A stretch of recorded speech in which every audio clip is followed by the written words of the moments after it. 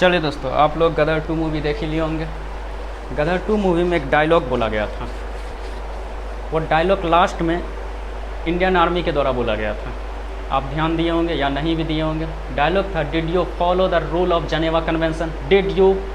इसमें जो डायलॉग बोला गया था, इसमें एक शब्द आता है जनेवा कन्वेंशन। जनेवा कन्वेंशन होता क्या है? ठीक है, जनेवा कन्वेंशन हम समझते हैं कि जनेवा कन्वेंशन होता क्या है। जनेवा कन्वेंशन सर्वप्रथम अस्तित्व में आया था 1864 में, और अस्तित्व में लाने वाले थे रेड क्रॉस के संस्थापक हेनरी डोनेट। इन्होंने सर्वप्रथम 22 अगस्त 1864 को जनेवा कन्वेंशन का चर्चा किया था। जनेवा कन्वेंशन होता क्या है? जनेवा कन्वेंशन आमतौर पर समझते हैं कि जनेवा कन्वेंशन किसी दो देश के बीच में युद्ध अगर हो रहा है, तो किसी शत्रु देश का दूसरे देश में कोई सेना पकड़ा जाए तो उसको युद्धबंदी सेना कहते हैं, और उस सेना को मारने का अधिकार शत्रु देश को नहीं दिया जाएगा। यही है जनेवा कन्वेंशन।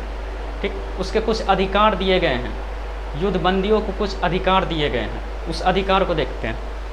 अधिकार है, युद्धबंदियों के साथ बर्बरता या अमानवीय घटना नहीं किया जाएगा। उसके साथ बर्बरता अमानवीय घटना नहीं किया जाएगा किसी भी शत्रु देश के द्वारा।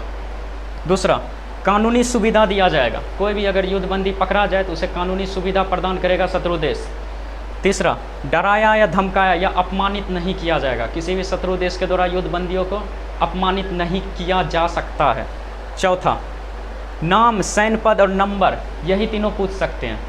आप उनका नाम पूछ सकते हैं, उनका सैन्य पद, किस पद पे हैं, या उनका कोई नंबर है, नंबर एक दिया जाता है, तो वही एक नंबर पूछ सकते हैं। ना ही युद्धबंदियों से जाति, धर्म या खुफिया जानकारी प्राप्त कर सकते हैं। चौथा, जनेवा कन्वेंशन का अनुच्छेद 3, हर जो संस्था बनी है उनका अनुच्छेद है। जैसे यूएनओ का भी अनुच्छेद है, उसी टाइप से जनेवा कन्वेंशन का अनुच्छेद है। तो अनुच्छेद 3 कहता है कि घायल युद्धबंदियों का उपचार कराया जाए। युद्धबंदियों जो शत्रु देश पकड़ा गया है, वो अगर घायल है युद्धबंदी, तो उनका उपचार कराया जाए। ये जनेवा कन्वेंशन का अनुच्छेद 3 कहता है, याद रखना है। उसके बाद, युद्ध खत्म होने पर उसे तुरंत रिहा किया जाए। अगर युद्धबंदी को आप पकड़े हैं तो उसे अपने देश में रिहा करवाना होगा, और यह रिहा रेड क्रॉस के सदस्य को देना पड़ता है। मतलब युद्धबंदी का जो सेना है उसको रेड क्रॉस के सदस्य को सौंपा जाता है। रेड क्रॉस सदस्य उनको अपने देश को दे दिया जाता है। जनेवा कन्वेंशन का ये सब रूल है। लास्ट, अगर युद्धबंदी किसी शत्रु देश में पकड़ाने पे उनकी अगर मौत हो जाए या उनका स्वास्थ्य गंभीर हो जाए, तो ये जनेवा कन्वेंशन का उल्लंघन कहलाएगा। ठीक है, और इसके तहत कड़ी से कड़ी कार्रवाई की जाती है उस देश पे।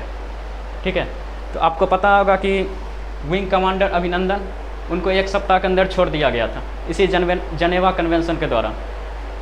ठीक है, उम्मीद है जनेवा कन्वेंशन समझ में आ गया होगा। एक बार देख लेना जनेवा कन्वेंशन, हम सारा बता दिए हैं। जनेवा कन्वेंशन याद रखना, आने वाले किसी भी एग्ज़ाम में ये पूछेगा कि जनेवा कन्वेंशन संस्थापक कौन है, जनेवा कन्वेंशन कब अस्तित्व में आया, जनेवा कन्वेंशन के क्या क्या अधिकार हैं, ये सब एग्ज़ाम में पूछ सकता है।